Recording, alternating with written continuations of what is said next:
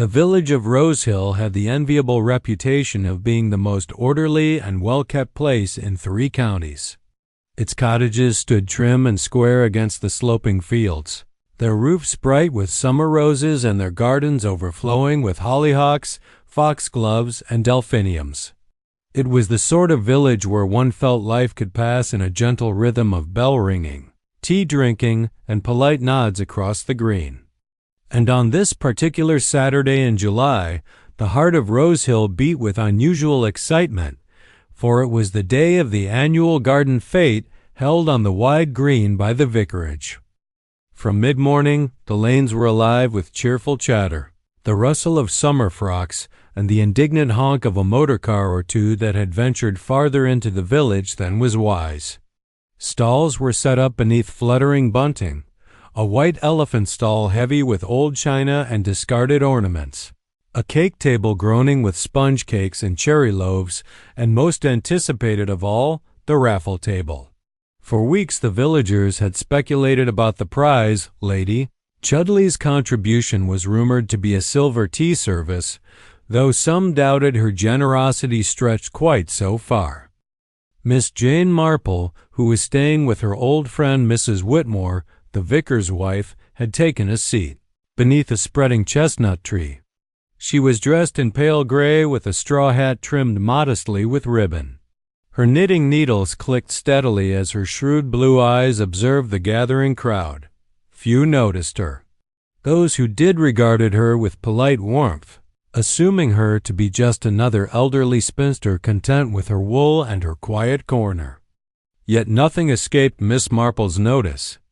She observed the way Lucy Harcourt, the pretty, pale daughter of the Harcourts at the Manor Farm, hovered anxiously near the refreshment stall, glancing repeatedly toward Robert Ellison. Robert, dark-haired and handsome, was leaning rather too casually against the trestle table, his manner that of a man determined to appear at ease, though his eyes darted restlessly. "Too fond of cards, that one," murmured Mrs. Price, bustling past with a basket of raffle tickets. She did not mean Miss Marple to hear, but the old lady's ears were sharper than most. Near the bandstand, Lady Chudley herself made her entrance, resplendent in black silk despite the summer heat. Pearls gleamed at her throat, and her voice, sharp and commanding, carried over the music. She greeted the vicar and his wife with a regal inclination of the head, then turned to the cake table with a comment that left poor Mrs. Dyer, the baker, blushing furiously. Dr. Cartwright, the village physician, arrived with his wife Eleanor. He was a stocky man with an earnest expression. She, in contrast, was tall, composed, and brisk to the point of severity. She carried herself with an air of authority that made lesser souls nervous. Eleanor always looks, thought Miss Marple, as though she were about to discipline someone. The fete progressed with the usual mixture of gaiety and underlying competitiveness. Children darted between the stalls, clutching pennies and sticky toffee apples. The brass band struck up a jaunty march. Neighbors exchanged cheerful gossip that often carried a barbed undertone. Miss Marple knitted, smiled, and listened. Shortly after 3 o'clock, the raffle was announced. Excitement rippled through the crowd as numbers were drawn from the battered tin. The prize was revealed, not a silver service, but a handsome antique brooch, enameled in blue and set with seed pearls. Even Lady Chudley's disapproving sniff could not dampen the enthusiasm. The winning number belonged to Amelia Price, who accepted the brooch with flushed cheeks and a triumphant glance about her. She had barely pinned it to her blouse before she was surrounded by neighbors offering congratulations, some more sincerely than others. It was then that the first sign of unease passed through the fete. Dr. Cartwright was summoned hurriedly to the refreshment stall where Mrs. Price's rival, Mrs. Beddoes, had collapsed upon the grass. There was a flurry of alarm, but the doctor soon announced it was merely a faint brought on by heat and excitement.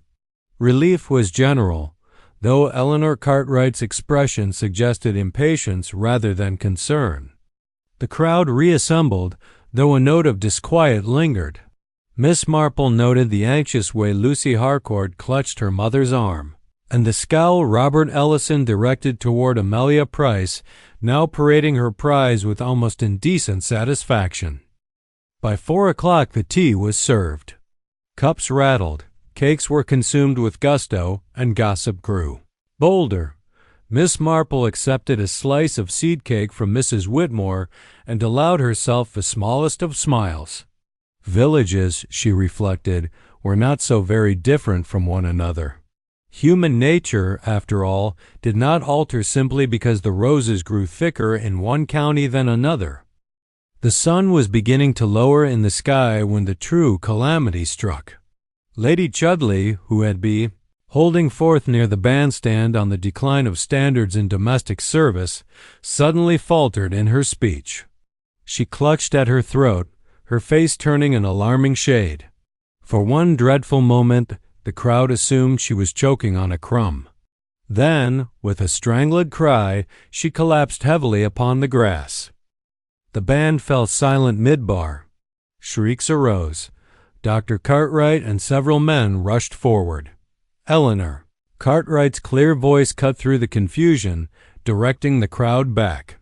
Miss Marple rose from her chair, her knitting forgotten in her lap, and observed calmly as efforts were made to revive the stricken lady. But it was useless. Lady Chudleigh was dead. A hush descended upon the fete, broken only by the thin wail of a child and the flutter of bunting in the summer breeze. Mrs. Price clutched her new brooch as though it might protect her, while Lucy Harcourt turned pale and swayed against her mother. Robert Ellison muttered something under his breath that no one quite caught. The doctor straightened slowly, his face grim. "I fear this was no natural seizure," he said heavily. "There are signs—" He broke off, but the implication was clear enough. Poison. The word spread through the gathering like a ripple across a pond. Poison at the village fete. It was unthinkable, scandalous, horrifying. Yet here it was, undeniable, in the still figure of Lady Chudleigh upon the grass. Miss Marple's eyes narrowed slightly. She glanced toward the tables, the teacups, the plates, the half-eaten cakes. Toward Amelia Price, clutching her brooch. Toward Robert Ellison, whose restless eyes now shone with something that looked like fear. Human nature, thought Miss Marple, was infinitely revealing in moments of crisis. She had seen much in St. Mary Mead and elsewhere, and the expressions about her told their own stories. The fete dissolved in confusion. Mothers hurried children home. Voices whispered in urgent speculation. The band packed away their instruments in embarrassed silence. Dr. Cartwright announced that the police must be summoned at once. Eleanor Cartwright moved efficiently to oversee the dispersal of the crowd, her calmness verging on the unnaturally cold. Miss Marple gathered her knitting and stood quietly. No one noticed her. They rarely did at moments like this. Yet already her mind was working, comparing, recalling, fitting together small observations with old memories. Poison, she reflected, was a weapon most often chosen by women. Quiet, tidy, effective, and very revealing of character. She sighed, adjusted her hat, and followed Mrs. Whitmore back toward the vicarage. Behind them, Lady Chudleigh's body lay beneath a hastily spread tablecloth, a grotesque ending to what should have been the happiest day of the village summer. And thus it was that Rosehill, so orderly and peaceful that very morning, found itself the scene of a murder. Lady Chudleigh's death, and the whispered certainty that it was poison, dominated every breakfast table. That it had occurred in broad daylight, amidst tea and bunting, only sharpened the sense of horror.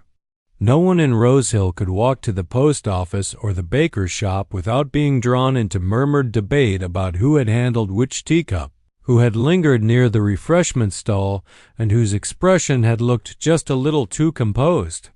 Tea. The morning after the fete dawned unnaturally still in Rosehill, as though the village itself were reluctant to resume its ordinary rhythm. Yet the church bell rang at the usual hour, milk was set out on doorsteps, and gardeners stooped dutifully among their roses. On the surface, all was unchanged.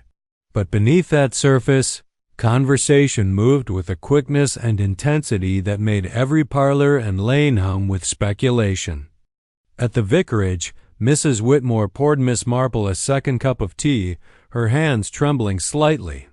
"I hardly know how we shall go on," she confessed, her usually cheerful face pale. "To think of it happening here, in our own fate. It seems," she lowered her voice, almost blasphemous. Miss Marple, who had resumed her knitting, nodded gravely. Yes, indeed. Such things unsettle the order of a village very considerably. And yet, she added thoughtfully, one must remember that human passions are not prevented by roses and tea parties. They are only concealed. Mrs. Whitmore sighed. "The inspector will be here again this afternoon. He took statements yesterday, of course, but I expect he will want to speak to half the village before he is satisfied. Poor Robert Ellison will be in dreadful trouble, I dare say. He looked so very odd when it happened. Don't you think so?" Miss Marple's needles clicked. "He looked frightened," she said softly. "But many people looked frightened. That tells one nothing at all." But Mrs. Whitmore was not listening closely. She was already hurrying to the window to answer a knock at the door. It was Mrs. Price, flushed with excitement and wearing the brooch she had won at the raffle. She wasted no time on formalities. "Why, dear, I had to come," she declared. "It's dreadful, dreadful. But I said to Mr. Price only this morning, I said, 'Mark my words, it was young Ellison. He's been reckless for years, and Lady Chudleigh was the very one most likely to bring him to book. And you saw how he looked." Mrs. Whitmore, pale as a sheet, muttering to himself, "Yes, there's guilt if ever I saw it." Miss Marple looked up with mild interest. "Do you think so, Mrs. Price?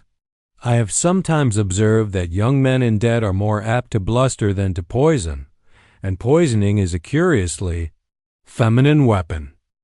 Mrs. Price colored, half with annoyance, half with curiosity. "Oh, I don't pretend to know about that, Miss Marple, but one hears things. Robert Ellison borrowed from half the county, cards and horses, you know, and Lady Chudleigh was not one to remain silent.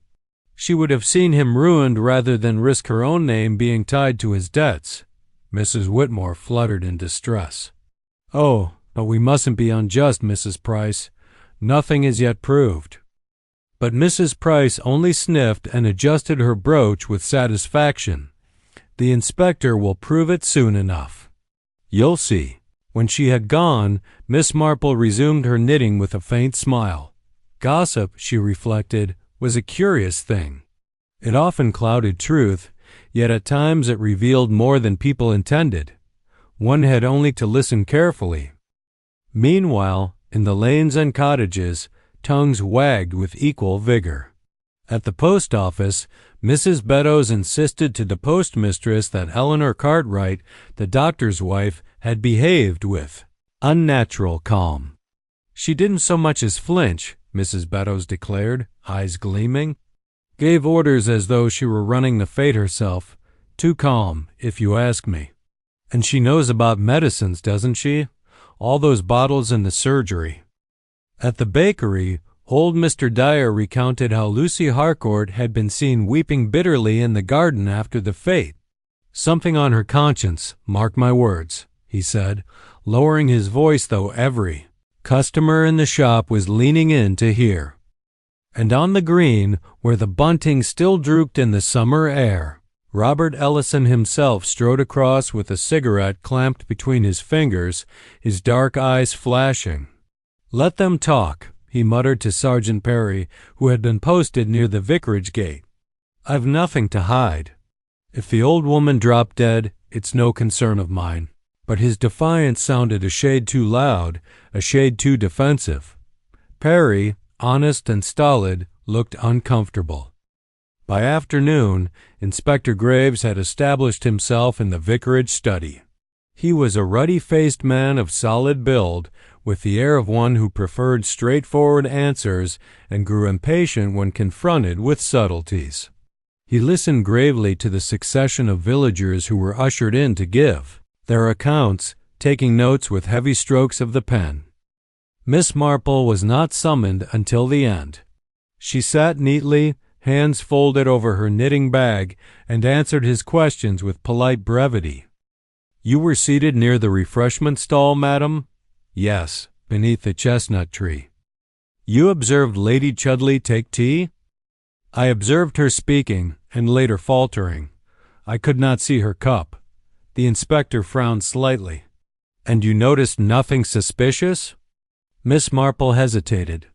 "Suspicion, Inspector, is a curious thing. One notices odd little details, but they mean nothing at the time. It is only afterward that they suggest possibilities." He regarded her with faint irritation. "Possibilities, madam, will not hang a man. Facts will." Miss Marple inclined her head meekly. "Of course." Yet as she rose to leave, she reflected that the inspector's blunt certainty was not always an advantage. Human beings, she knew, rarely revealed themselves in facts alone.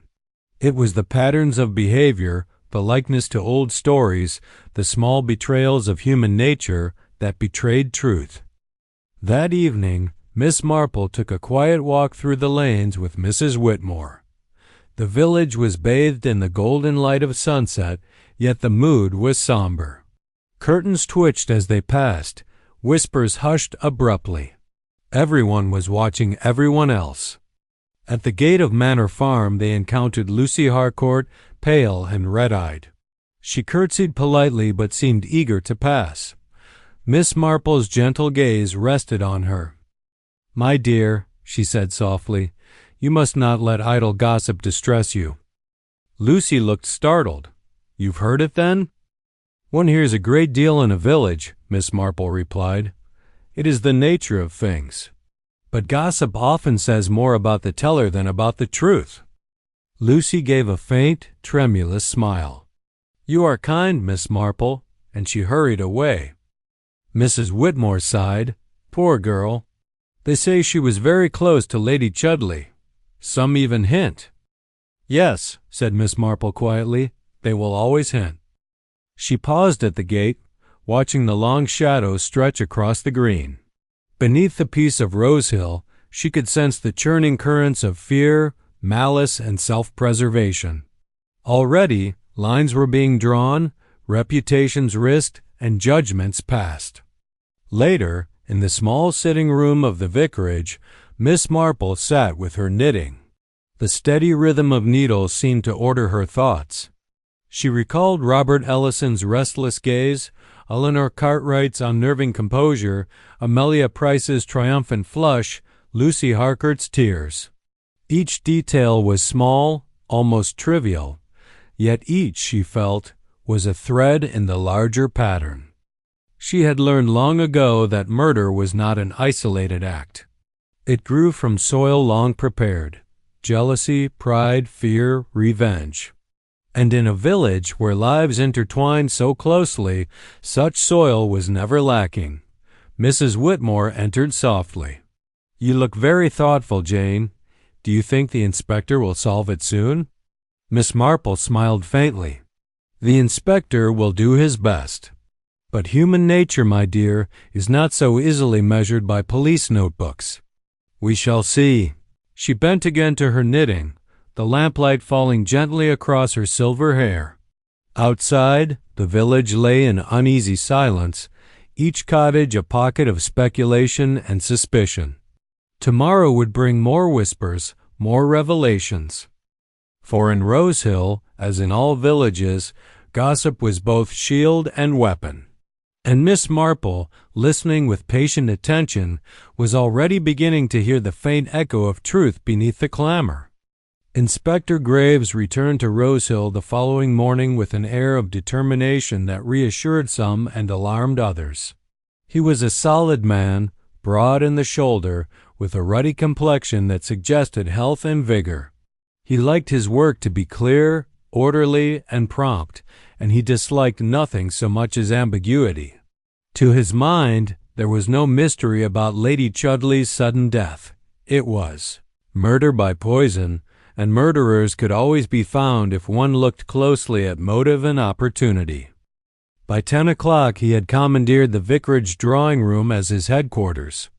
Sergeant Perry, dutiful and rather nervous, kept the door, ushering villagers in and out in an endless procession.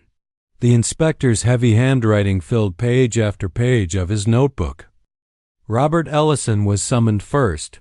He entered with a defiant air, his dark hair disordered, his tie crooked, as though he had dressed in haste or carelessness. He greeted the inspector with a curt nod and slouched into the chair, lighting a cigarette despite the vicar's polite cough of disapproval. Graves regarded him steadily. "You were seen near Lady Chudley shortly before she collapsed." Robert exhaled smoke impatiently. Half the village was near her. It was the fate, wasn't it? "You were observed speaking with her." "A word or two." "She always had plenty to say, most of it unpleasant." The inspector's pen scratched across the page. "Is it true, Mr. Ellison, that you are heavily in debt?" Robert flushed. "That's my affair." "It is also Lady Chudley's affair," Graves returned sharply, "if she threatened to expose you. Did she not warn you yesterday that she intended to speak to her solicitor about certain sums advanced to you?" Robert's mouth twisted. "She might have said something of the kind, and that made you angry?" "Of course it did." "She had no right—" He stopped abruptly, his fists clenching. The inspector leaned forward. "You admit quarreling with her?" "I admit nothing of the sort. She insulted me. I walked away. That's all." But his voice shook, and Sergeant Perry, watching, thought grimly that the case was already as good as proved. Through the rest of the morning, witness after witness confirmed that Robert Ellison had been seen near Lady Chudley, had spoken with her, had looked pale and restless afterward. His debts were common knowledge. His quarrels with her, though whispered, were hardly a secret. By noon, Inspector Graves was convinced he had his man. "We shall keep him under observation," he announced. "The motive is clear, financial desperation." The opportunity was his. He handed her the cup of tea. Yet Miss Marple, sitting quietly in a corner of the room, did not nod in agreement as the others did. She merely bent over her knitting, her expression mild. When the room was empty save for the inspector, she said gently, "You are quite certain about the cup, Inspector?" Graves turned toward her with faint impatience. "Two witnesses saw him pass it to her." "Ah," said Miss Marple. "I was only wondering. People are very apt to confuse cups at a crowded table. And young men, I have observed, are seldom tidy or careful in such matters." The inspector frowned. "You suggest someone else might have placed the poison?" "I suggest nothing at all," Miss Marple said meekly. "I only notice that in villages, appearances can be most deceptive. One remembers other cases. There was the matter of young Peter Larch, who was accused of stealing a watch, but in fact it was hidden by a girl who wished to protect her brother. Human nature repeats itself in the oddest ways." Graves harumphed. "With respect, madam, this is not a parlor anecdote. It is a case of murder." Miss Marple inclined her head. "Indeed." That afternoon, as the inspector continued his questioning, the lanes of Rosehill buzzed with certainty. To the villagers, Robert's guilt was all but settled. Mrs. Price repeated the tale to anyone who would listen. Robert had debts. Lady Chudley threatened him. He handed her the fatal tea.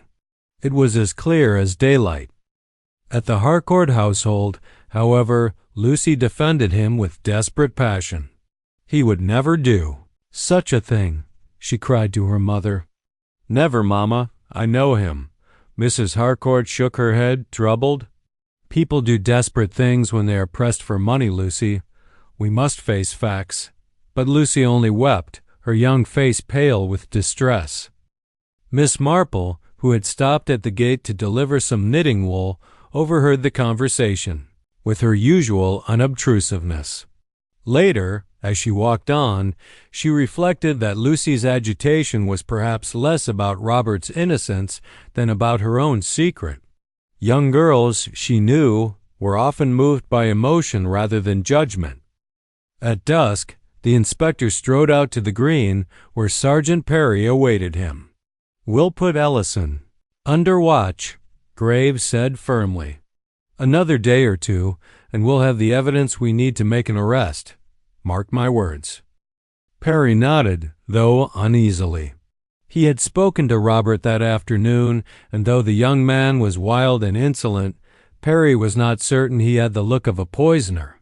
He thought of his own brother, who had fallen into debt once, and remembered how easily tempers could fray. As they turned back toward the vicarage, Miss Marple appeared at the gate, her knitting bag over her arm. "Such a lovely evening," she remarked. "The roses are late this year, don't you think?" "But perhaps it has been too wet," the inspector grunted. "I have no time for roses, madam. I have a murderer to catch." "Of course," Miss Marple agreed, her eyes twinkling. "But sometimes, Inspector, roses can tell one a great deal. About the weather, about the soil, and occasionally about people. I always think gardens and human nature are much alike." Graves gave her a puzzled glance, then dismissed it. To his mind, old ladies with knitting and roses belonged to a different world from murder. That night, in her room at the vicarage, Miss Marple laid aside her knitting and sat by the window, gazing out over the quiet village. Lamps glowed softly behind lace curtains. The lanes lay silent under the summer moon. To anyone else, Rosehill looked as peaceful as ever, but Miss Marple knew better.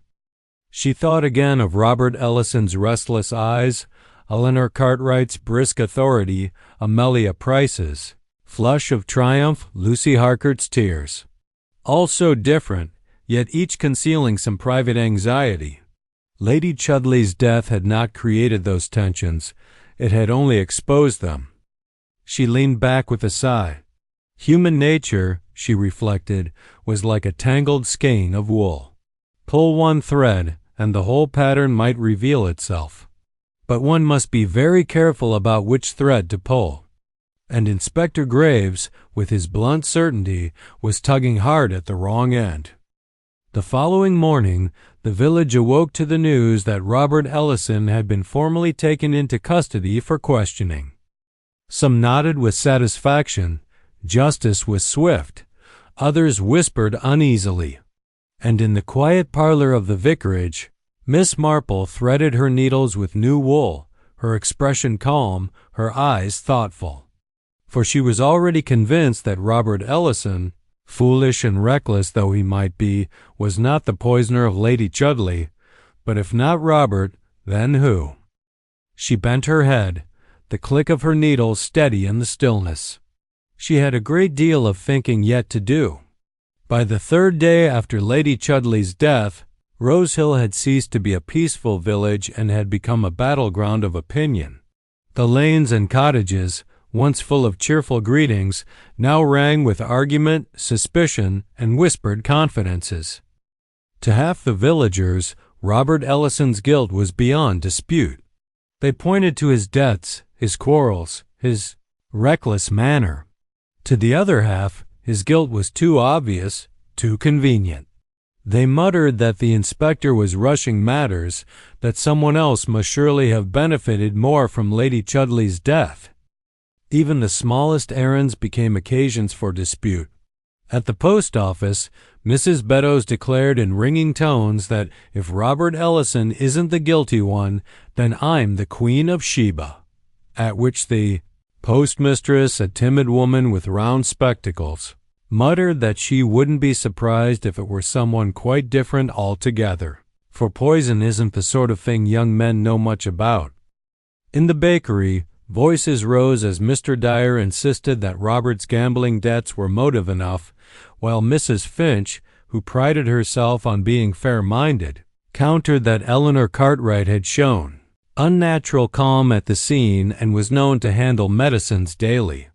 "If you ask me," she said, lowering her voice but making sure all could hear. A doctor's wife would know far too much about such things.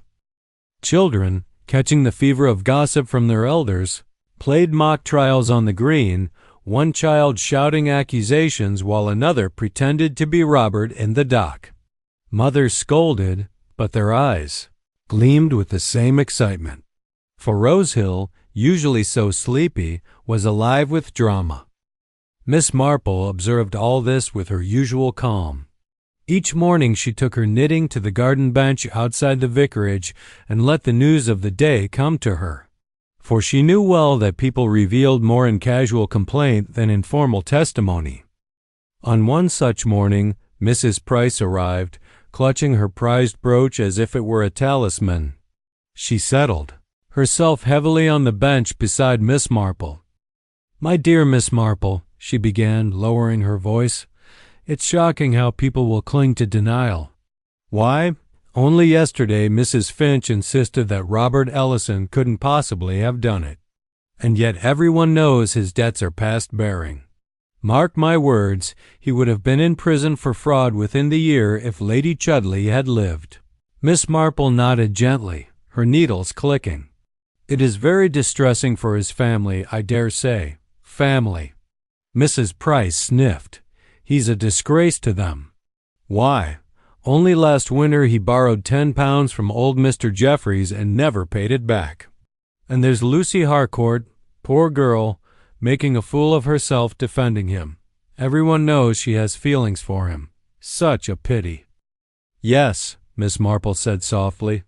"Young girls are sometimes very loyal, and loyalty can be blinding." Mrs. Price leaned closer. "I shall tell you something, Miss Marple, though you must not repeat it. I heard from my cousin in Lower Barton that Robert was seen at the races last month, losing heavily. He is desperate, I assure you." "Desperate men do desperate things." Miss Marple's eyes twinkled faintly. "Yes, though desperate women do also." Mrs. Price blinked, startled, then gave a short laugh. "You have a way of putting things, Miss Marple. But I'll say this, if it isn't Robert, I'll eat my hat." She rose, smoothed her skirts, and marched away. Miss Marple resumed her knitting, thoughtful. Gossip, she reflected, was like smoke. It showed there was fire, but not always where the fire burned. That afternoon, Miss Marple walked to the Harcourts' farm. She found Lucy in the orchard, her hands busy among the apple trees, though her eyes were swollen from crying. "My dear," Miss Marple said gently, "you mustn't exhaust yourself." Lucy turned quickly. "Oh, Miss Marple, it's dreadful. Everyone says Robert did it. But I know he didn't. He can be foolish, but he isn't wicked." "People often confuse folly with wickedness," Miss Marple agreed. "But tell me, what was it Lady Chudley threatened Robert with?" Lucy hesitated. "She? She had lent him money, I think. And she was angry when he couldn't repay it. But she liked to make scenes. She would never have ruined him outright. She enjoyed her power too much." Miss Marple regarded the girl kindly. "Power is a dangerous thing, Lucy. It tempts people more than money does. You must not forget that." Lucy's eyes filled with tears. "If only the inspector would see. But he doesn't care. He has made up his mind. Robert is guilty, and nothing will change it." Miss Marple laid a gentle hand on her arm. "We must have patience. Truth has a way of coming out, however well concealed. And in my experience, it is often revealed by the smallest of things." Lucy gave her a wan smile. "I wish I had your faith." Meanwhile, suspicion shifted toward the Cartwright household. Eleanor Cartwright's brisk composure during the crisis had made a deep impression. Some admired her coolness. Others whispered that it was unnatural, even sinister. At supper that evening, Miss Marple listened as Mrs. Whitmore repeated what she had heard from a neighbor. "They say Eleanor told Dr. Cartwright to move aside, that she took charge of the whole." Graves stood before them, notebook in hand. "Let me be plain," he announced. "Lady Chudley's death was murder by poison, Evidence points strongly to Robert Ellison. Until proven otherwise, he remains the principal suspect. I caution you all against gossip that hinders justice." Murmurs rippled through the crowd. Mrs. Price nodded emphatically. Lucy Harcourt bit her lip until it business. "And really, Jane, isn't it strange?" Most women would have been overcome. Miss Marple sipped her tea. "Yes, but some natures find composure easier than others. I have known women who wept over a broken teacup and others who did not turn a hair at tragedy. It is not, in itself, suspicious. Yet," she paused, frowning slightly, "yet she does strike me as a woman who likes to control matters. And poison, after all, is a very controlling weapon." Bled. Eleanor Cartwright sat upright, her face calm and unreadable. Dr. Cartwright looked miserable, as though he longed to be anywhere else. Miss Marple, seated quietly near the back, watched everyone with serene interest. The inspector's words might quell the crowd for the moment, but she knew they would not silence suspicion. If anything, they would deepen the divide. And indeed, when the meeting broke up, neighbors filed out in groups, whispering more fiercely than ever. Some declared Robert's guilt was certain. Others muttered that the inspector was too hasty. A few glanced uneasily toward Eleanor Cartwright. Miss Marple followed slowly, her knitting bag over her arm, her eyes bright. She had seen the looks exchanged, heard the tones of voice, noted the gestures that betrayed more than words. The village was divided, but division itself was a clue. For in such fractures, truth often slipped through the cracks. That evening, Miss Marple sat in the vicarage parlor, the lamplight gentle on her silver hair. She knitted steadily while Mrs. Whitmore fretted aloud about the damage to Rosehill's reputation. "People will say dreadful things about us," Mrs. Whitmore mourned. "A murder in our fate. They will never forget it." Miss Marple smiled faintly. "Villages have long memories, my dear, but they forget quickly enough when something else occurs to occupy them." She paused, her eyes narrowing thoughtfully. "And I fancy something else will occur sooner rather than later." For though the village was divided, Miss Marple felt sure that the true murderer had not yet been unmasked. And murderers, she knew, rarely stopped at one crime if they feared discovery. She set down her knitting, folded her hands, and looked out into the warm summer night. Rosehill lay silent, but beneath the silence, passion smoldered. It would not be long before they flared again. The vicarage had always been a place of refuge in Rosehill. Its sitting room, bright with chintz curtains and vases of summer flowers, had seen countless teas poured, committees held, and village squabbles soothed into temporary peace. On this particular Thursday, 3 days after Lady Chudley's death, Mrs. Whitmore had invited a few ladies for tea. Her motive was simple: to restore some normality to village life. "Jane," she whispered to Miss Marple as she laid out the cups and saucers, "if we can only get people talking about something other than the murder, we shall all breathe easier." Miss Marple, folding her knitting into its bag, smiled gently. "People rarely talk of what one wishes, my dear. They talk of what most interests them. And murder, in a village, is a very great interest indeed." Mrs. Whitmore sighed, but there was no time for more, for already the guests were arriving. Mrs. Price, radiant with self-importance. Mrs. Beddoes, still recovering from her faint at the fete but eager not to be left out of gossip. And Eleanor Cartwright, her tall figure composed, her eyes cool. The ladies settled with rustles of skirts and polite exclamations over the roses in the garden. Mrs. Whitmore poured the tea with trembling hands, while Mrs. Price launched immediately into her favorite subject. "Such a dreadful business," she declared, stirring her cup briskly. "And to think of it happening here, in our fate. I hardly slept a wink last night, wondering what more might come to light. But of course it is plain enough who the culprit is. The inspector has made it very clear." Eleanor Cartwright raised an eyebrow. "Has he indeed? I should have thought there was still much to prove." Mrs. Price bristled. "Oh, my dear Mrs. Cartwright, surely you cannot doubt it. Robert Ellison has debts everywhere. Everyone knows it. And Lady Chudley had threatened him. Motive and opportunity, what more is required?" Mrs. Beddoes leaned forward, eager. "But I heard, from my sister-in-law, that Lady Chudley had words with Mrs. Harcourt not long ago. Something about Lucy, perhaps?" Mrs. Price interrupted, triumphant. "Idle speculation, Mrs. Beddoes. One must deal with facts. The inspector is a man of sense, and he has his suspect." Eleanor Cartwright sipped her tea slowly. "Facts," she said evenly, "can sometimes be deceptive." Miss Marple's needles clicked softly in her lap. She looked from one to the other, her expression mild. "Yes, indeed. I have often thought that gossip is like embroidery.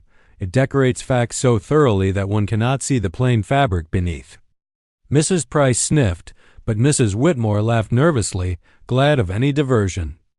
"Do try the seed cake, Mrs. Cartwright," she urged. "It is one of Mrs. She handled the plate and cup with such precision that Miss Marple found herself noting it. Eleanor Cartwright, she reflected, was a woman who never let anything slip or falter. As the afternoon wore on, the conversation wound its way through all the small channels of village life, but always returned to Lady Chudley's death. Mrs. Beddoes recalled with relish how she had fainted at the fete, though she hinted that she had seen something significant just before losing consciousness. Mrs. Price dismissed this as nonsense, but pressed her for details nonetheless. "It was only a glimpse," Mrs. Beddoes faltered, "of someone near the table. A hand, I think, reaching for a cup." "But then it all went black," Mrs. Price pounced. "A hand? Whose hand?" Mrs. Beddoes shook her head helplessly. "I cannot say.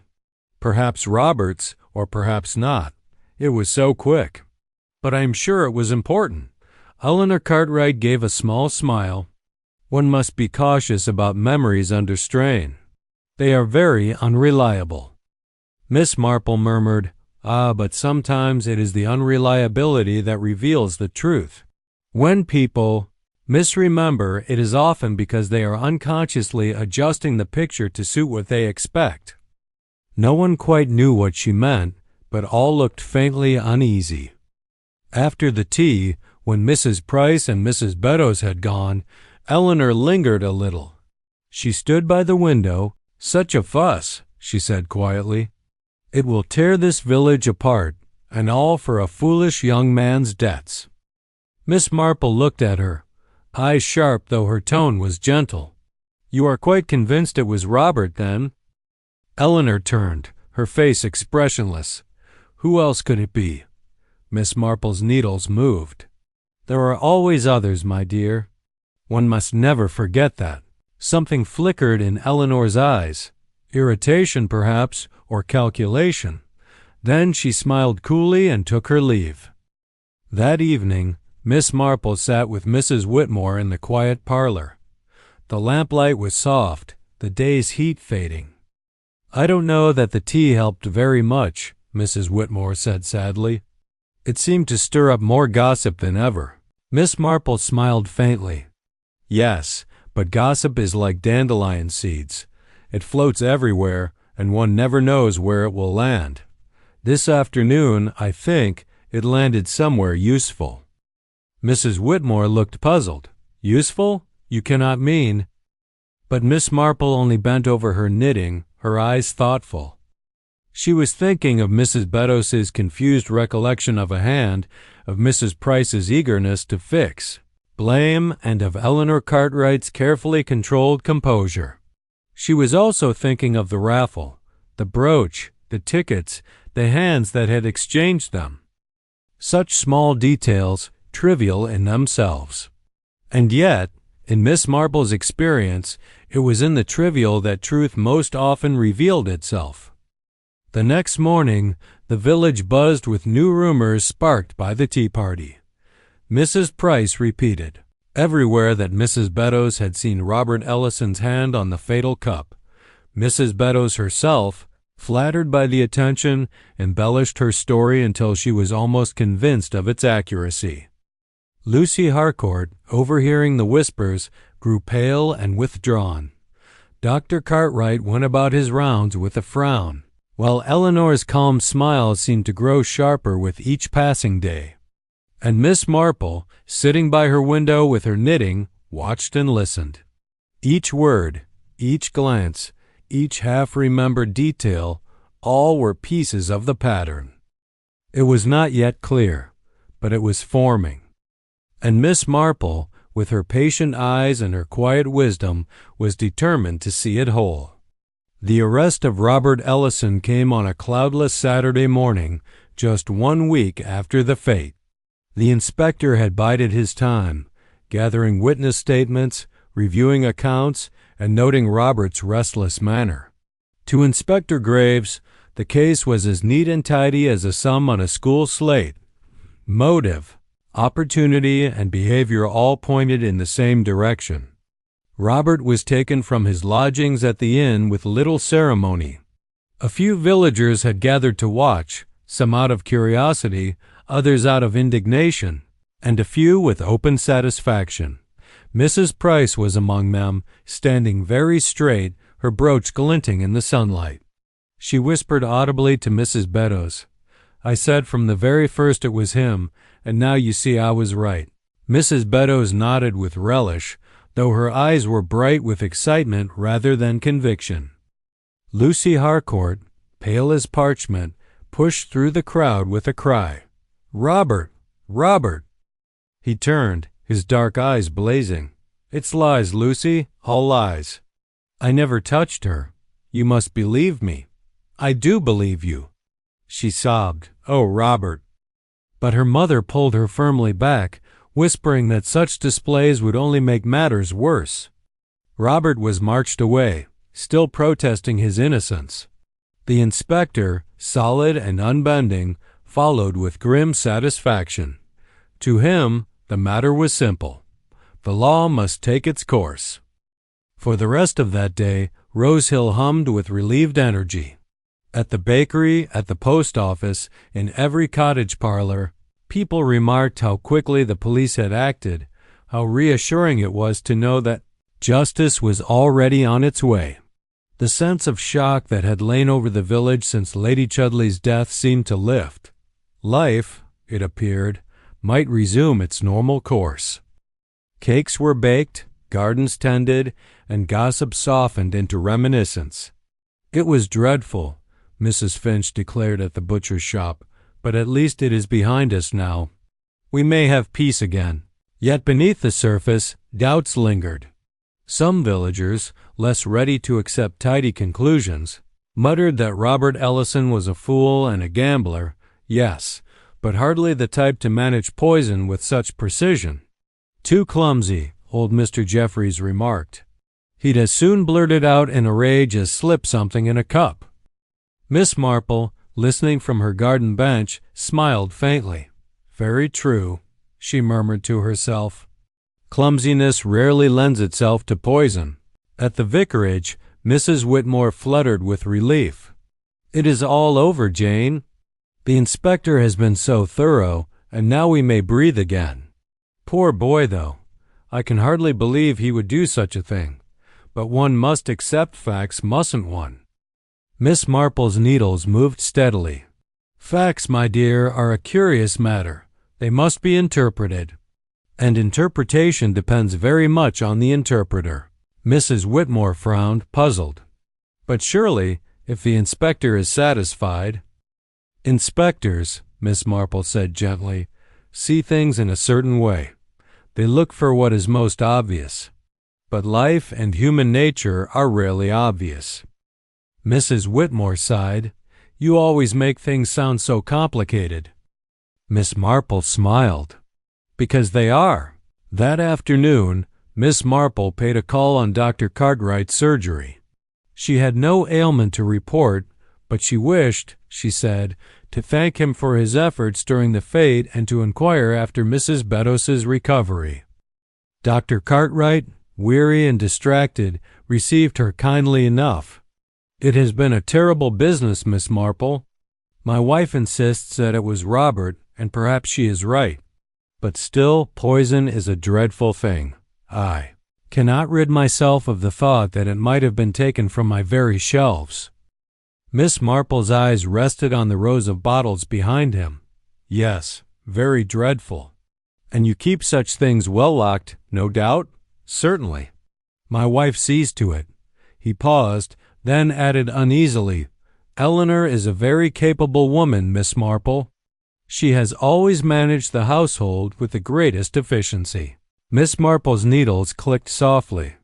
Efficiency is an admirable quality, but sometimes it conceals more than it reveals. Dr. Cartwright looked at her in bewilderment, and she rose with a gentle smile. "I have taken enough of your time." "Thank you, Doctor." As she walked back through the village lanes, she reflected that Dr. Cartwright's unease had little to do with Robert Ellison. It was his wife's composure, perhaps, that troubled him more than he wished to admit. That evening, a subdued supper was laid at the vicarage. Mrs. Whitmore spoke of the relief now that matters were settled, but Miss Marple remained thoughtful. She recalled Eleanor Cartwright's calm words at tea, Lucy's desperate loyalty, Amelia Price's triumphant flush when she had pinned on the brooch. Each of them, she felt, carried a piece of the truth. But the picture was not yet whole. The following morning, Miss Marple attended service at the parish church. The congregation filled the pews more heavily than usual, for a village shaken by scandal often turned to ritual for reassurance. The familiar prayers and hymns gave comfort, yet when Inspector Graves entered late and took a seat near the back, heads turned and whispers stirred. During the sermon, Miss Marple's sharp eyes roved quietly over the congregation. She noted Eleanor Cartwright's rigid composure, Lucy Harcourt's pale distraction, Robert's absence like a gap in the pattern, and Amelia Price's nervous fingers toying with her brooch. When the service ended, the villagers spilled out into the sunshine, forming knots of conversation at the lych gate. Mrs. Price announced in carrying tones that the inspector has been most decisive, while Mrs. Finch murmured doubts about whether Robert had the patience or subtlety for poison. Miss Marple lingered by the roses, her expression mild. She heard everything, and she tucked each remark into her quiet store of observation. That afternoon, Inspector Graves himself stopped by the vicarage. He accepted Mrs. Whitmore's tea gratefully, but addressed himself chiefly to Miss Marple. "You are unconvinced, I think," he said bluntly. Miss Marple smiled. "Oh, Inspector, I never presume. But I have seen much of human nature, and I rarely find it so simple as it first appears." He frowned. "You think someone else might have done it?" "I think," she said gently, "that Lady Chudley had many enemies, though most of them would have called themselves her friends. One must look at who benefited. And benefit is not always money. It may be pride, reputation, revenge." Graves rubbed his chin. "You talk in riddles, madam. But the law must follow evidence, not riddles." "Of course," Miss Marple agreed serenely. "But evidence, Inspector, is often like a patchwork quilt. One piece by itself proves nothing. It is only when you fit them together that you see the pattern." The inspector muttered something about old ladies and patterns, but he looked less certain than before. That night, Rosehill lay quiet beneath a bright summer moon. In her room at the vicarage, Miss Marple set aside her knitting and gazed out of the window. She thought of Robert in custody, Lucy's tears, Eleanor Cartwright's calm smile, and the faint memory Mrs. Beddoes had of a hand reaching for a cup. A hand. Whose hand? She recalled the raffle tickets, the brooch, the way Amelia Price had clutched her prize as though it were a shield. She remembered the peculiar gleam in Eleanor Cartwright's eyes when she had said, Who else could it be? Miss Marple folded her hands. She did not yet know the whole truth. But she was certain of one thing. Robert Ellison, reckless and foolish though he might be, was not the poisoner. And if the true culprit remained at large, then Rosehill's sense of relief was dangerously misplaced. For murder, Miss Marple knew, had a way of repeating itself when it was left undiscovered. For 2 days after Robert Ellison's arrest, Rosehill basked in an uneasy calm. The villagers, convinced that justice had taken its course, tried to resume their usual lives. The post office resumed its chatter of letters and parcels. Gardens were tended. The children, though still playing their trial games on the green, did so with less shrill excitement. Yet beneath this fragile calm lay unease. It was as though the village were holding its breath, waiting for something. Miss Marple, sitting by the vicarage window with her knitting, felt it as clearly as a draft under a door. Robert's arrest had not mended the fabric of Rosehill. The thread still strained, ready to snap. On Monday evening, the proof came. It happened at the parish hall, where the Women's Guild had gathered for their regular meeting. The hall, lamplit and faintly musty, was filled with the rustle of skirts and the murmur of voices. Tea was poured, chairs scraped, and the business of flower rotas and charity bazaars was discussed with earnest seriousness. Miss Marple, who was attending with Mrs. Whitmore, sat quietly near the back, her needles clicking steadily. The atmosphere was subdued but determined. The ladies of Rosehill were not about to let a scandal halt the affairs of the guild. Eleanor Cartwright presided with her usual brisk authority, her papers neatly arranged before her. Amelia Price sat nearby, her brooch glittering proudly at her blouse, her expression smug. Mrs. Beddoes, eager to reclaim attention, recounted once again how she had fainted at the fete, though she now claimed to have seen more than she could quite remember. The meeting concluded with a serving of tea and cakes, as always. Mrs. Whitmore, bustling anxiously, carried the tray from the refreshment table, offering cups with nervous hands. Miss Marple watched the distribution carefully. She saw Eleanor Cartwright accept her cup with calm composure, Amelia Price reach eagerly for hers, and Mrs. Beddoes hesitate before choosing. It was a perfectly ordinary scene until it was not. Amelia Price, halfway through her slice of seed cake, gave a sudden gasp. Her face turned a curious shade of gray. Her hand clutched at her throat. The cup fell from her fingers and shattered on the floor. For a moment, the room froze. Then chaos erupted. Women screamed, chairs scraped, cups rattled. Mrs. Whitmore dropped the tray with a clatter of crockery. Eleanor Cartwright leapt to her feet, her voice cutting through the panic. "Give her air! Stand back!" But Amelia Price had already collapsed, her brooch glinting mockingly against her breast as her body slid from the chair. Dr. Cartwright, summoned hastily from his nearby surgery, arrived within minutes. He bent over the stricken woman, his face grave. "She has been poisoned," he said at last, his voice heavy. "Exactly as Lady Chudley was." A gasp ran around the room. Poison again, at the parish hall, with Robert Ellison under lock and key. The news spread through Rosehill before dawn.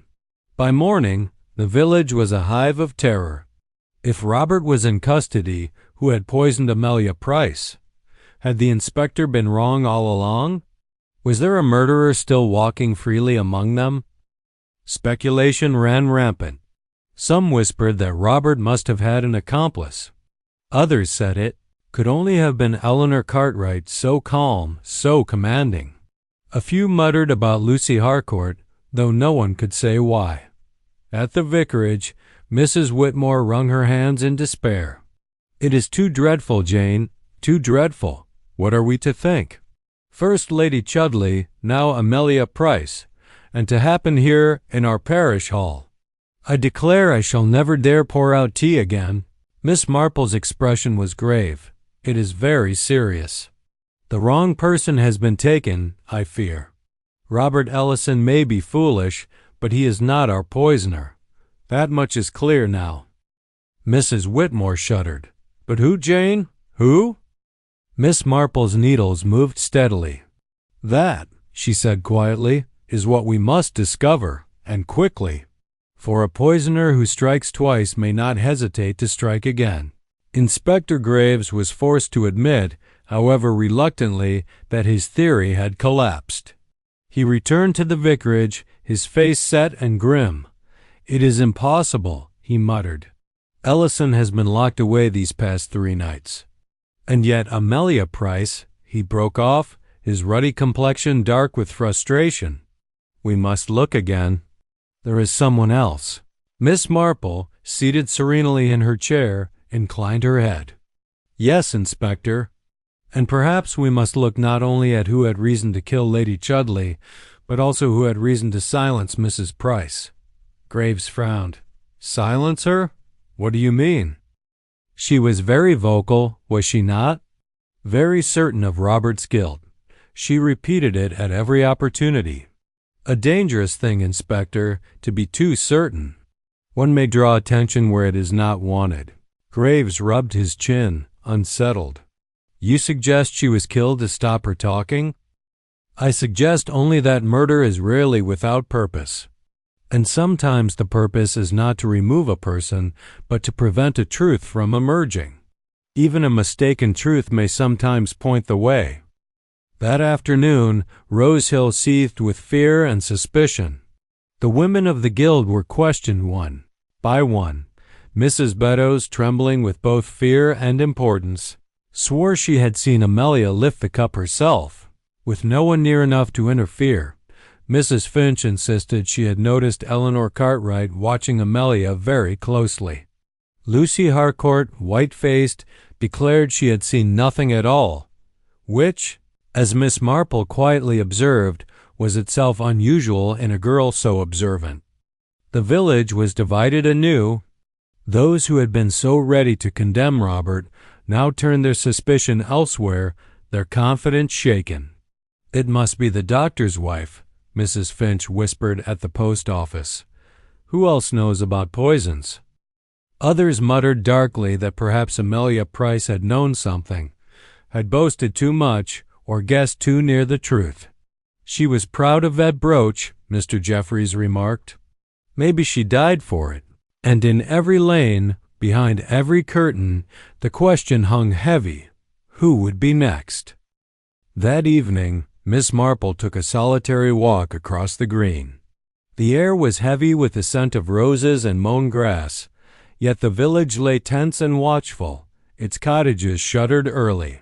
She paused by the parish hall, now closed and silent, and looked thoughtfully at the doorway.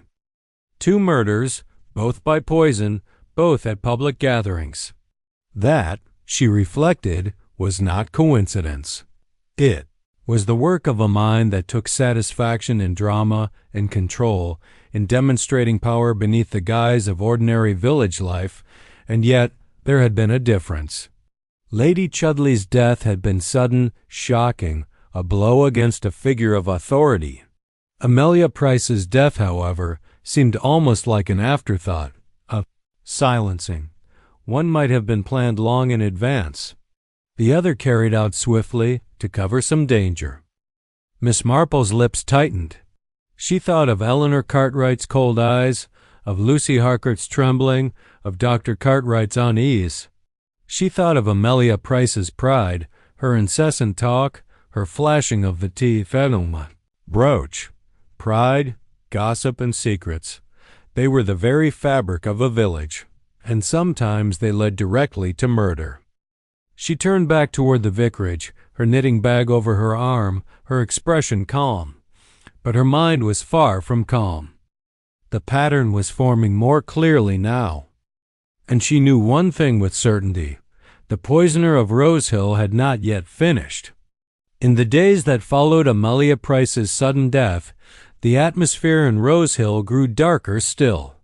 The villagers, once content to chatter in shop queues and gossip over fences, now spoke in hushed tones. Every cup of tea was eyed with mistrust. Every slice of cake was taken with hesitation. Poison had seeped into more than cups. It had seeped into confidence, into trust itself. And amid the whirl of suspicion, one name began to surface more often than any other: Eleanor Cartwright. She was calm as anything at both deaths, Mrs. Finch told the postmistress, her eyes wide. Not a tear, not a tremble. Just giving orders as if she'd expected it all along. And she knows about medicines, added Mrs. Beddoes with relish.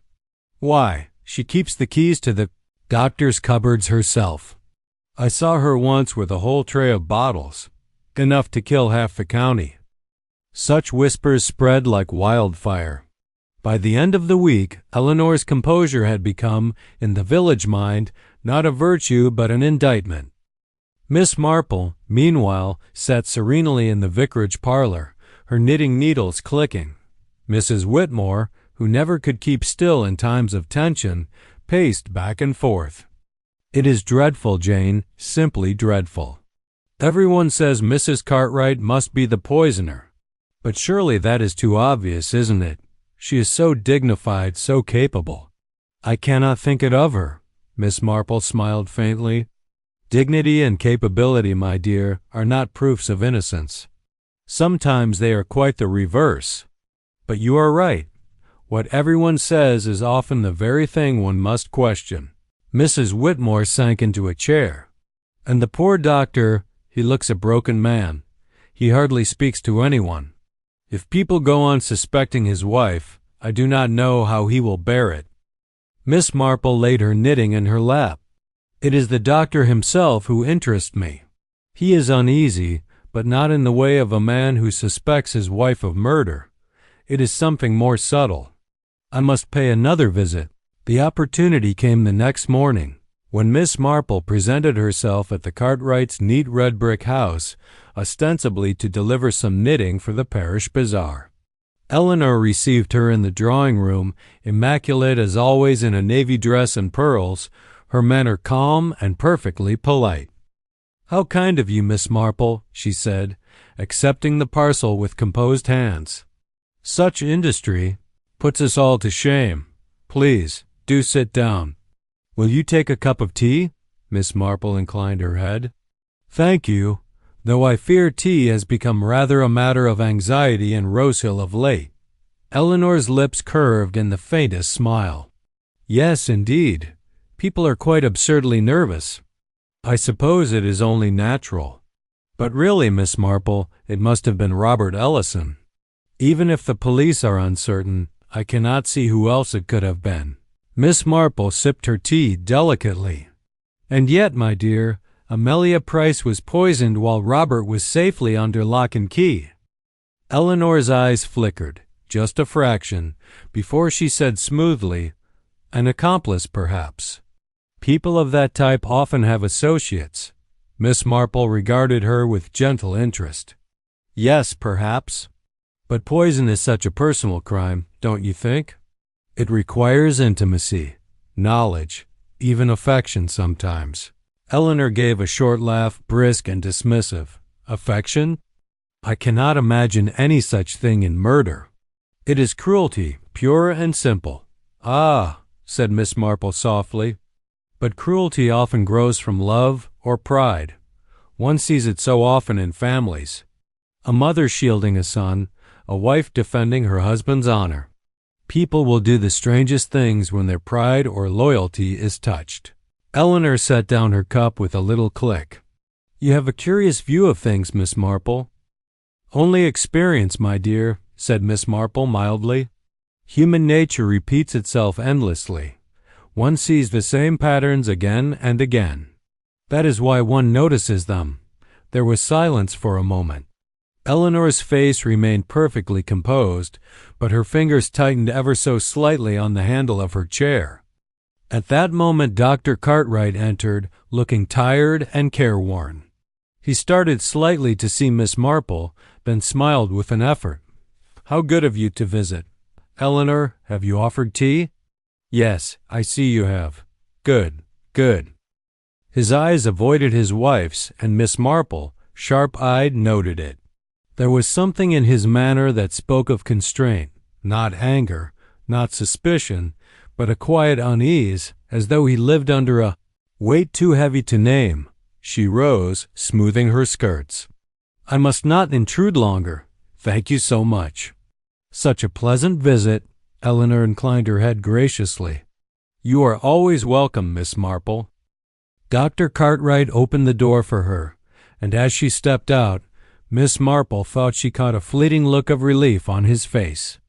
That afternoon, word spread that the inspector had searched the Cartwright surgery. Bottles were examined, cupboards checked, prescriptions scrutinized, but nothing conclusive was found.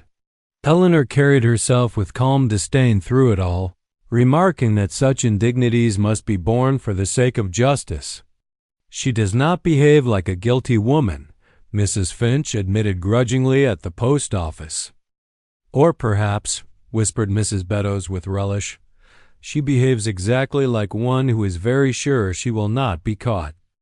The village split yet again, some admiring Eleanor's composure, others condemning it as proof of guilt. Miss Marple listened, her needles moving.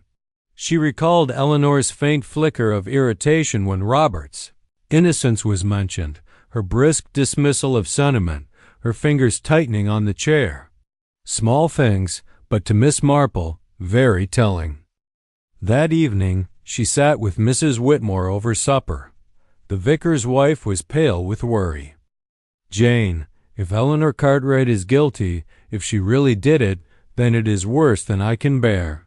She has always been so capable, so helpful. Why, she organized half our committees." "It seems impossible." Miss Marple smiled gently. "The impossible is often what turns out to be true. But let us not be hasty. One must consider carefully. Eleanor Cartwright is a woman of great pride. Pride in her house, pride in her husband, pride in her own efficiency. Pride, my dear, can be a most dangerous motive." Mrs. Whitmore shivered. "But why Lady Chudley? Why Amelia Price?" Miss Marple's needles clicked softly. "That is what we must find out, and to do so, one must look at what they threatened. Not openly, perhaps, but in the undercurrents. Lady Chudley was a woman of sharp tongue and strong opinion. She could ruin a reputation with a word. Amelia Price was loud, foolish, and fond of gossip. Between them, they may have come too near some truth that Eleanor Cartwright could not allow to be spoken." Mrs. Whitmore clasped her hands. "Do you truly think so, Jane?" Miss Marple gave her a mild smile. "I think many things, my dear, but I wait. For the smallest things often betray the greatest truths. One must be patient." That night, in her small room at the vicarage, Miss Marple laid aside her knitting and looked out at the quiet village. Rosehill lay under the summer stars, peaceful in appearance, but beneath its rooftops and gardens lay fear, anger, and secrets. She thought of Eleanor Cartwright, so brisk, so composed. She thought of Dr. Cartwright, silent and uneasy. She thought of the two women dead, and of Robert Ellison in custody for crimes he had not committed. The pattern was clearer now. Eleanor Cartwright was not yet unmasked, but the threads of suspicion drew ever closer around her. And Miss Marple, with her quiet eyes and her patient mind, was ready to pull at the thread that would unravel the whole. The second murder had shaken Rosehill to its roots. Villagers who once welcomed each other with cheerful nods now glanced sideways, their greetings edged with suspicion. No one trusted their neighbors, no one trusted their tea.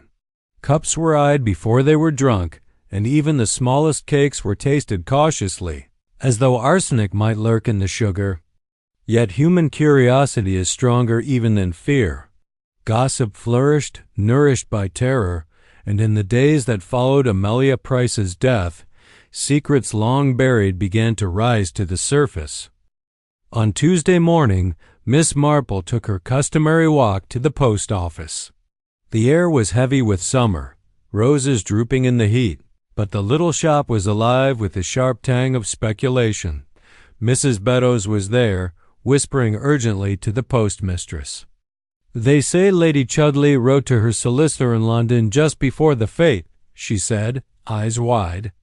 "A letter, about her will, no less. And who do you think she meant to cut off? Robert Ellison. Yes, indeed, the very one now in prison." The postmistress pursed her lips. "I heard different. My cousin swears Lady Chudley meant to name Eleanor Cartwright, that she was going to make public something she knew. A humiliation, perhaps. About the doctor." Miss Marple, accepting her parcel of wool, inclined her head politely. "It is remarkable," she observed, "how many letters exist in a village without ever being seen. One would almost think the post-bag could not carry them all." The women blinked at her, uncertain if she mocked them, but Miss Marple only smiled sweetly and departed. Later that afternoon she visited Lucy Harcourt at Manor Farm. The girl looked pale and weary, her eyes shadowed by tears. "Oh, Miss Marple," she cried, "it is dreadful. Everyone says Robert is innocent now, but he still sits in custody, and I cannot reach him. They will not let me see him." "Patience, my dear," Miss Marple soothed. "If he is innocent, the truth will come out. But tell me, Lady Chudley was fond of you, was she not?" Lucy hesitated. "Fond? I don't know. She liked to advise me, but she could be sharp, very sharp. She said once that I was foolish to think of Robert. She said he was bound for ruin, and that I should marry sensibly. She even threatened to speak to Mamma." Miss Marple nodded gently. "Yes, Lady Chudley enjoyed influence. She liked to arrange people's lives. That is often dangerous." Lucy's lip trembled. Do you think she might have told Eleanor Cartwright something, or threatened her?" Miss Marple's eyes twinkled faintly. "It is always possible. One must ask, what had each to lose if Lady Chudley spoke too freely? That is often where the answer lies." By evening, the rumors had multiplied. It was said Lady Chudley had threatened to expose Robert's debts, that she had intended to embarrass Dr. Cartwright by revealing an error in his accounts, and that she had scolded Mrs. Harcourt for her daughter's behavior. Each tale was repeated with equal conviction, and each was embroidered as it passed. Miss Marple listened to them all with calm attention. To her mind, it mattered less which story was true than what people believed to be true, for belief, she knew, often prompted action as strongly as fact. Inspector Graves, however, grew more frustrated. "We are drowning in gossip," he exclaimed at the vicarage. "Every day some new story appears. A letter in London, a quarrel at the fete, a humiliation 10. Years passed. If half of them were true, Lady Chudley must have been at war with the entire village." Miss Marple folded her hands. "Perhaps she was, Inspector. Some people thrive on quarrels. But remember, she is dead. Amelia Price is dead. And yet both deaths serve the same purpose, to silence tongues. One must ask, what tongue was in most danger of speaking truth?" The inspector muttered something about old ladies and riddles, but he did not look altogether unmoved. The next day brought fresh revelations.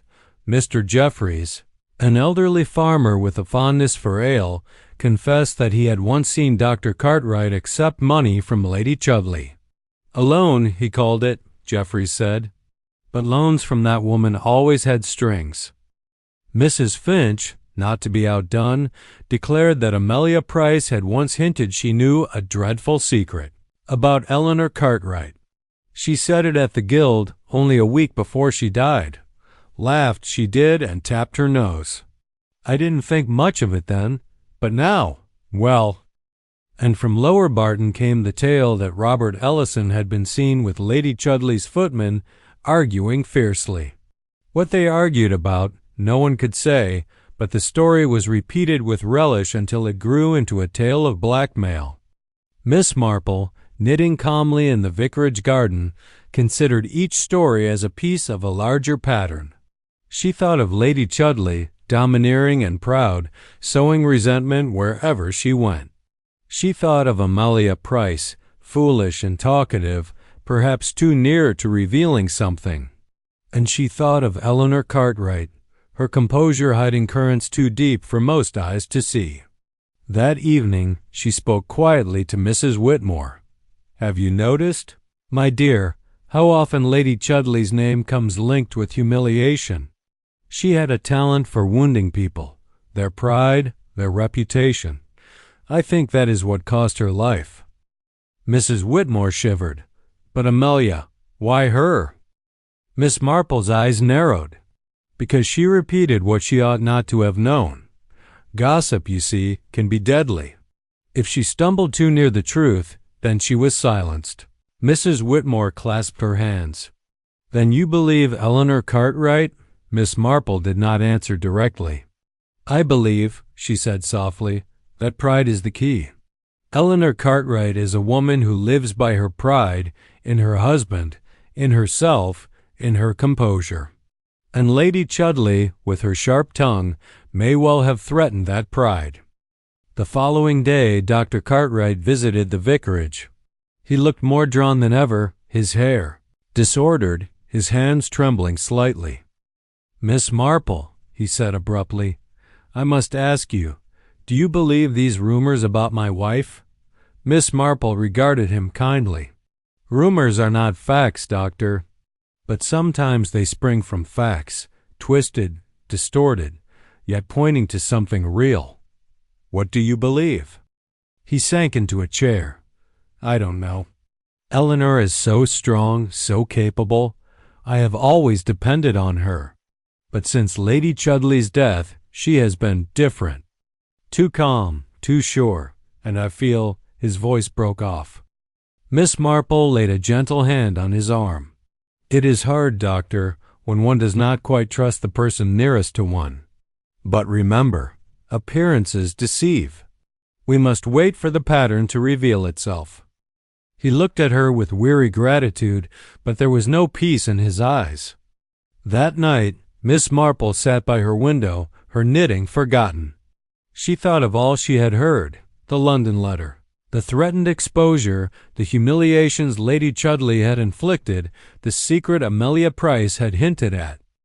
It was all of a piece, she felt, though the threads were tangled. At the center of the tangle was Eleanor Cartwright, proud, composed, and dangerous when crossed. Miss Marple sighed. She knew the pattern was almost complete. Only one more piece was needed, and then the whole truth of Rosehill would be clear. The summer sun lingered long over Rosehill, yet the air felt colder with each passing day. 2 women lay dead. Robert Ellison sat unjustly in custody, and suspicion seeped into every parlor like a draught through ill-fitted doors. But if the villagers quivered with fear, Miss Marple's calm only deepened. She had seen such patterns before: secrecy, pride, and gossip weaving themselves into murder. On Wednesday morning, she announced to Mrs. Whitmore that she intended to host a small tea at the vicarage. Mrs. Whitmore blinked. "A tea, Jane, at such a time? Surely people will think it heartless." "On the contrary," Miss Marple said gently, her knitting needles clicking, "a tea will seem the most natural thing in the world. Villagers must talk, my dear, and they will feel easier for doing so in company. And sometimes," she added, her blue eyes bright, "people reveal more than they intend when they are made comfortable." Mrs. Whitmore, though doubtful, agreed. Invitations were delivered by hand that very afternoon, not formal notes, merely quiet words spoken at doors or over hedges. Eleanor Cartwright was invited, of course, as were Lucy Harcourt, Mrs. Beddoes, and Mrs. Finch. Even Inspector Graves was asked, though he accepted with a grunt of surprise.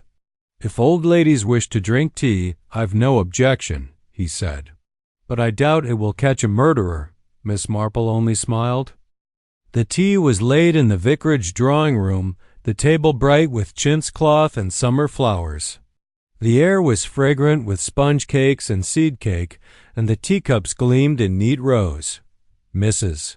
Whitmore fussed anxiously with the plates, but Miss Marple sat serene in her chair, her knitting close at hand. One by one, the guests arrived. Lucy Harcourt came first, pale and subdued, her eyes darting anxiously. Then Mrs. Finch and Mrs. Beddoes, chattering eagerly though their voices carried an undertone of fear. Eleanor Cartwright entered with her usual composure, immaculate in navy silk, her pearls shining at her throat. Last came Inspector Graves, broad-shouldered and ruddy, his notebook tucked under his arm. The group settled, tea was poured, and conversation began, cautious at first, then swelling as cakes were passed. Mrs. Beddoes was the first to break the restraint. It is dreadful, simply dreadful, to think of Amelia Price struck down so suddenly, and at the Guild, too. If one cannot be safe there, where can one be safe? Mrs. Finch nodded vigorously. And no doubt it was the same hand that struck Lady Chudley. I've said all along, poisoners don't stop at one. Lucy Harcourt shuddered, her eyes fixed on her teacup. Eleanor Cartwright, however, lifted hers calmly, sipping with unhurried grace. Inspector Graves cleared his throat. The police are making inquiries, he said heavily. We shall have results soon enough. I advise you all to leave speculation alone. But speculation was precisely what the ladies had come for, and Miss Marple let it flow, listening with quiet attention. After a while, she leaned forward gently. Tell me, Mrs. Beddoes, she said, her tone mild. When you fainted at the fete, you thought you saw a hand reaching for a cup, did you not? Mrs. Beddoes flushed with importance. Yes, indeed, Miss Marple, though it was but a glimpse, and I cannot swear whose hand it was. Pouring tea herself. She was most particular about which cup went to which person, and when her husband died, it was discovered that only one cup had been poisoned. There was a little silence. Mrs. Finch gasped. Lucy looked down quickly. Eleanor Cartwright set down her cup with exquisite precision. How very interesting, Miss Marple, she said smoothly, but surely quite irrelevant to Rosehill. Miss Marple's knitting needles clicked. Perhaps, but human nature, my dear, is much the same in every village. Cakes were passed again. Talk resumed, but the atmosphere had changed. Inspector Graves shifted uneasily, as though suspecting Miss Marple had more in mind than gossip. Lucy's hands trembled as she lifted her cup. Eleanor Cartwright sat upright, her face calm but her shoulders tense. Miss Marple watched them all with her mild blue eyes. She noticed how Eleanor declined the seed cake, though it was usually her favorite. She noticed how Lucy darted glances of fear toward Robert's absent place. She noticed how Mrs. Beddoes leaned forward eagerly, ready to believe anything that made her seem important. Inspector Graves frowned. Is that so? It is, said Miss Marple gently, and it suggests that her death was not only to silence her but also to remove something she carried. Perhaps she had guessed too much. Perhaps she had threatened to speak. Lucy Harcourt's face blanched. Then it wasn't Robert at all? Miss Marple's eyes rested kindly on her. No, my dear, it was not Robert. Eleanor Cartwright's fingers tightened ever so slightly on her teacup. The guests had departed at last. Inspector Graves lingered. He looked at Miss Marple with a mixture of irritation and grudging respect. You've been playing some game, madam, he said. What did you expect to learn from all this tea and chatter? Miss Marple smiled faintly. That people reveal themselves when they are comfortable, Inspector. A glance, a hesitation, a refusal of cake. They tell one more than questions ever will. And what did you learn? That we are close, said Miss Marple softly. Very close. But one must be patient. A little more pressure, and the truth will come out of its own accord. The inspector snorted, but he looked thoughtful as he left. That night, Miss Marple sat alone by her window, the moonlight silvering the garden. She thought of Eleanor Cartwright's composure, of Dr. Cartwright's unease, of Lucy's frightened loyalty, and of the brooch that had vanished. The trap had not yet sprung, but the net was tightening. She could feel it. She folded her hands, her eyes bright. Soon, very soon, the poisoner of Rosehill would be forced to reveal themselves. And when they did, Miss Marple would be waiting. The parish hall was crowded, though the occasion was grim.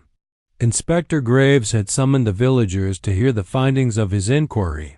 There was no gaiety now, no bunting, no music, only the heavy air of fear and curiosity.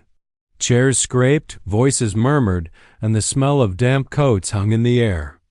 At the front stood Inspector Graves, solid and ruddy-faced, his notebook in hand. Beside him sat Sergeant Perry, stiff with nervousness. At a table nearby, Dr. and Mrs. Whitmore tried to maintain order, though their pale faces betrayed their unease. Miss Marple, neat as ever in her dove-gray dress, sat quietly in the second row, her knitting bag beside her. Few noticed her. Fewer still imagined she was the reason this gathering had been called. Eleanor Cartwright sat upright in the front row, her navy dress immaculate, her expression calm. Dr. Cartwright sat beside her, his shoulders bowed. Lucy Harcourt lingered with her mother, pale and trembling, while Mrs. Beddoes and Mrs. Finch whispered excitedly in the back. Inspector Graves began with formality. "We are here to review the deaths of Lady Chudley and Amelia Price. Both were poisoned. We must establish the truth, not only for justice, but for the safety of this community." He cleared his throat. Initially, suspicion fell upon Robert Ellison. His debts were considerable, his quarrels with Lady Chudley were known, and witnesses believed he handed her the fatal cup. He was therefore taken into custody. However, the second incident, the death of Amelia Price while Ellison was imprisoned, proved he could not have been the poisoner. A murmur ran through the hall. Lucy Harcourt gave a sob of relief. The inspector continued, "We are therefore faced with a more subtle crime. Poison is not the work of chance. It requires access, knowledge, and preparation, and it requires motive. Who, then, among us possessed all three?" His voice faltered slightly, for though he had evidence, it was Miss Marple who had urged him to convene this meeting. He glanced at her now, and she inclined her head serenely. "Perhaps," she said gently, "it would be clearer if I explained." All eyes turned. The little elderly woman, so easily overlooked, rose quietly to her feet. She looked around at the villagers, faces anxious, suspicious, fearful, and began to speak in her mild, precise voice. "You see, my dears, poison is not a weapon chosen in haste. It is deliberate, quiet, and requires patience. It is, in short, a weapon chosen by someone who wishes to control events, to arrange matters precisely. And in Rosehill, there is only one person who fits that description." Her eyes rested for a moment on Eleanor Cartwright. There were two deaths, Lady Chudley first, Amelia Price second. They were not the same kind of murder. Lady Chudley was killed because she threatened exposure. She was sharp-tongued, proud, and liked to remind people of their weaknesses. And she had found one in Eleanor Cartwright. Gasps echoed. Eleanor sat motionless, her hands folded, her face pale but calm. Miss Marple continued, her tone quiet but unyielding. Lady Chudley had threatened to reveal something that would humiliate the Cartwrights, perhaps an error in the doctor's accounts, perhaps a matter of reputation. Eleanor Cartwright could not bear such disgrace. She is a woman of pride, and pride, I fear, is a most dangerous motive. Dr. Cartwright gave a strangled cry. Eleanor did not look at him. As for Amelia Price, Miss Marple went on, she was foolish, talkative, and indiscreet. At the guild she hinted that she knew a secret about Eleanor Cartwright. Whether she truly knew or had only guessed hardly matters. It was enough. And so Amelia Price also had to die. The hall stirred uneasily. Mrs. Beddoes clutched her shawl tighter. Mrs. Finch whispered in shock. Lucy stared wide-eyed at Miss Marple. Inspector Graves frowned. "But proof, Miss Marple?" "We must have proof." Miss Marple nodded gently. "Yes, of course. There is proof, though it is not always the kind that shows itself in bottles or fingerprints. It is proof of behavior. Eleanor Cartwright behaved as guilty people do, not in panic, but in calmness, too much calmness.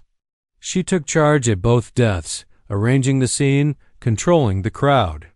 And she tried, very carefully, to direct suspicion elsewhere toward Robert Ellison, toward his supposed accomplices. She paused, then added softly, "And there is one more thing. Amelia Price's brooch. She was so proud of it she never removed it. Yet after her death, it was gone. Eleanor Cartwright removed it, not for greed, but because Amelia had hidden in its clasp a slip of paper, a note she had scribbled about her suspicion. It was foolish, but it pointed too near the truth. Eleanor knew it must be destroyed." A gasp swept the room. Eleanor's face whitened at last. Miss Marple turned toward her, her voice still gentle. "Shall we show them, my dear? The brooch is in your possession even now. You could not resist keeping it. Pride, again. Pride in your efficiency." For the first time, Eleanor Cartwright's composure cracked. She rose suddenly, her hands trembling. "It is a lie," she cried, her voice sharp. "You are an old woman who sees malice in everything. I did nothing, nothing." But her hand flew to her handbag, clutching it tightly, and that gesture was enough. Inspector Graves stepped forward, seized the bag, and drew forth the missing brooch. A slip of folded paper fell to the floor. Sergeant Perry stooped and picked it up. In Amelia Price's large, untidy hand were the words, "It is Mrs. C. I am sure of it. She knows too much about poisons." A shocked silence filled the hall. Eleanor Cartwright's shoulders sagged. She looked suddenly older, her elegance stripped away. "She was a fool," she whispered. "A fool to think she could taunt me. And Lady Chudley, she would have ruined us all. My husband's name, his practice, everything we had built. I could not allow it. I did it for him." Dr. Cartwright buried his face in his hands. Miss Marple's eyes softened, though her voice remained firm. "Murder, Mrs. Cartwright, never protects what we love. It only destroys. You wished to defend your pride, your husband's honor. But now you have destroyed both." The inspector laid a heavy hand on Eleanor's shoulder. "Eleanor Cartwright, I must place you under arrest for the murders of Lady Chudley and Amelia Price." She made no protest, only lifted her head with cold dignity. "If I am guilty," she said, her voice steady once more, "then at least I was efficient." The villagers murmured in horror. Mrs. Beddoes clutched her shawl tighter, Mrs. Finch dabbed her eyes, Lucy sobbed openly. Miss Marple sat down quietly, her knitting bag in her lap. The truth had been spoken, the pattern complete. Later, as the villagers dispersed into the twilight, Mrs. Whitmore whispered to Miss Marple, "How could you be so certain, Jane?" Miss Marple smiled faintly. "Because, my dear, human nature is the same everywhere. Pride and fear, gossip and secrecy, they repeat themselves endlessly. One has only to recognize the pattern." And Mrs. Cartwright was a very familiar pattern indeed. Mrs. Whitmore shivered. "It is terrible. And yet I cannot help pitying her." "So do I," Miss Marple said softly. "She acted for pride, and pride is a lonely companion. But pity does not alter the truth." She gathered her knitting, her face calm.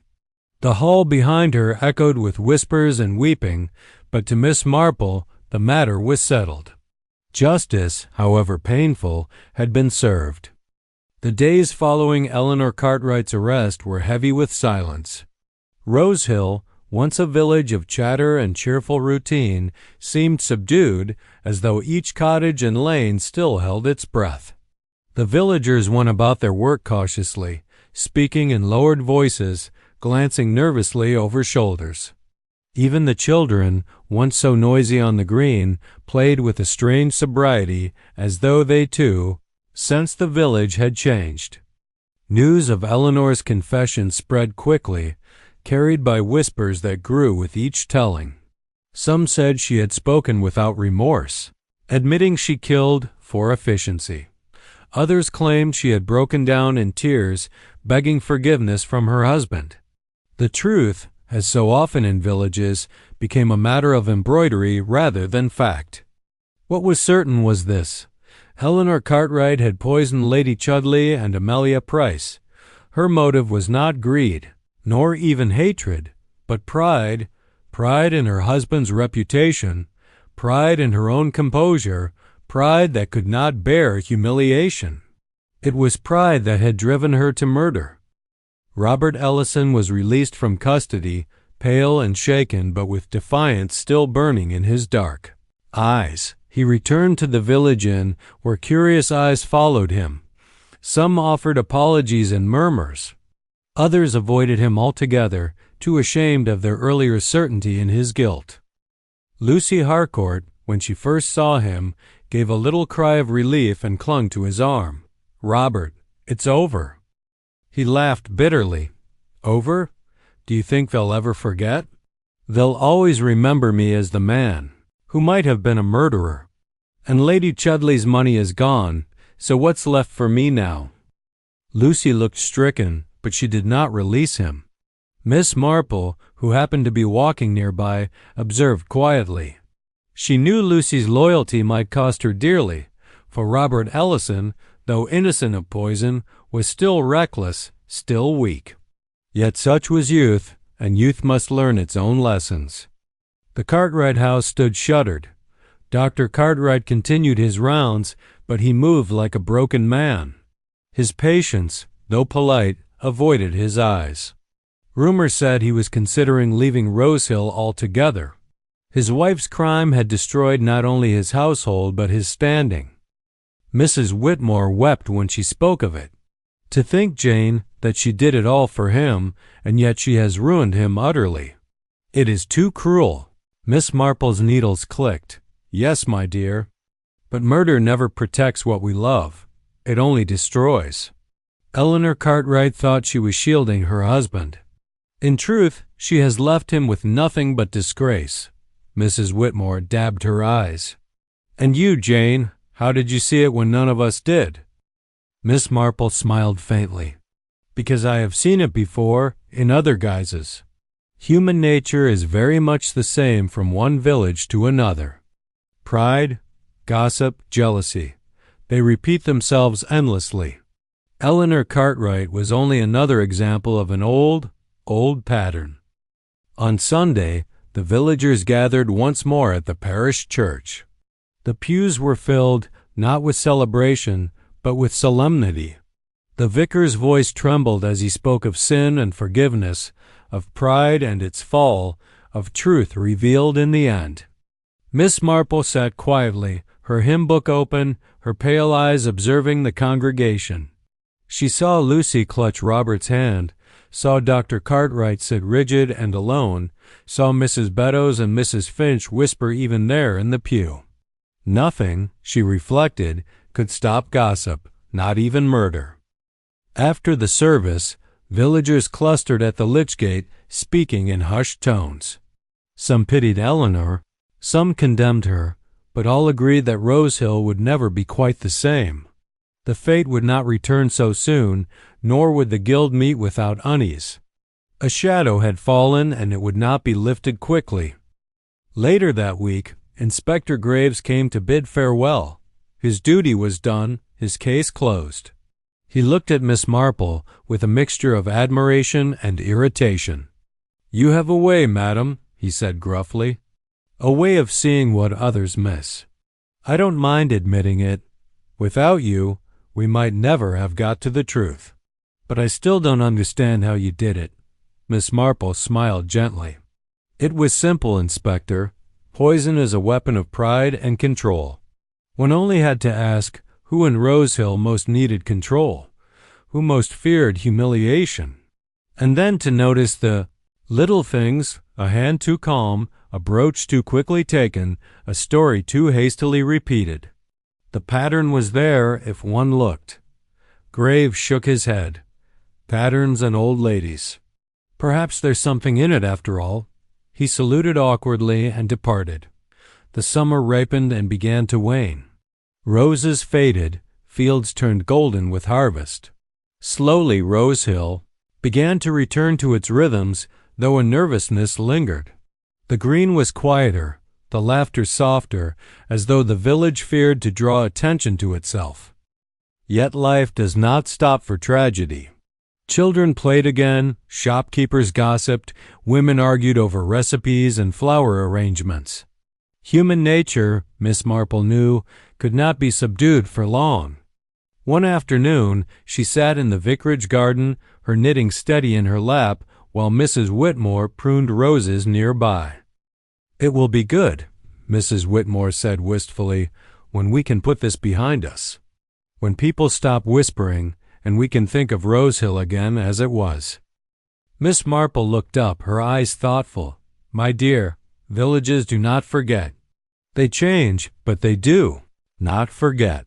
Rosehill will always carry the memory of Lady Chudleigh and Amelia Price. But perhaps it is no bad thing. Memories remind us of what we are capable of, for good and for ill." Mrs. Whitmore sighed.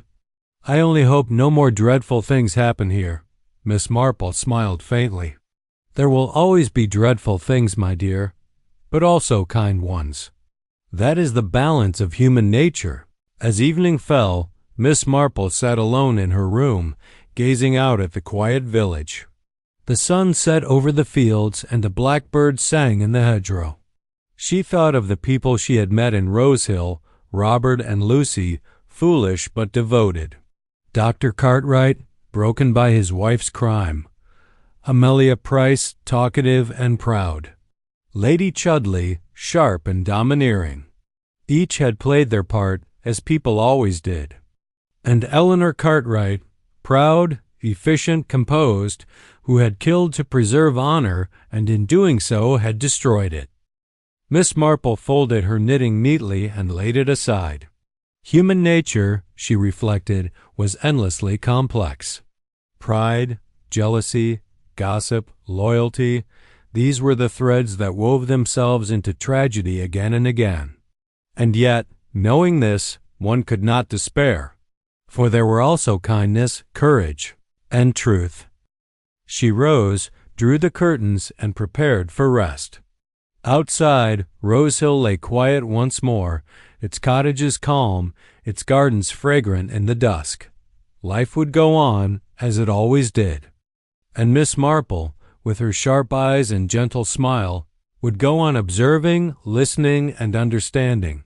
For in every village, in every human heart, there was a story waiting to be told.